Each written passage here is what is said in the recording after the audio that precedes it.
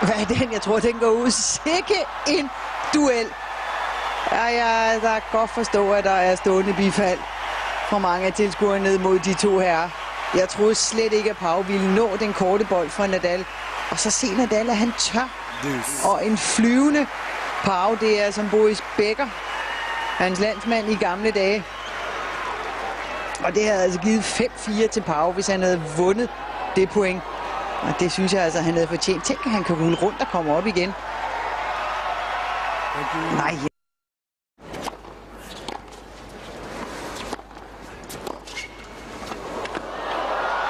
Nadal den, det gør han.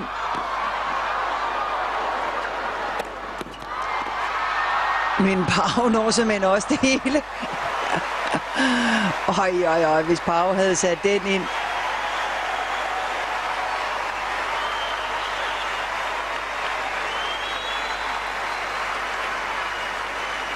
Tænk, han når den der. 15-40. Nej, han er faktisk for hurtig på.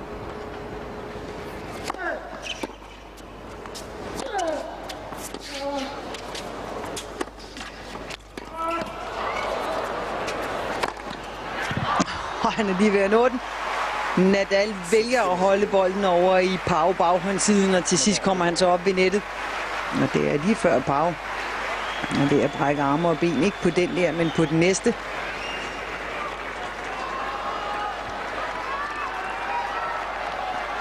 Satser det hele på at få bolden over, så det ikke bliver matchbold til modstanderen, men det bliver det. 2 af slagsen til Rafa. Server på den ene af dem selv. Det er den første.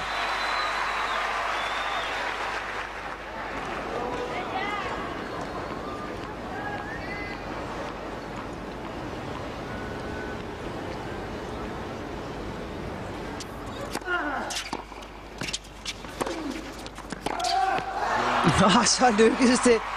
3 timers spil og en lidt frustreret Rafael Nadal vinder så første runde mod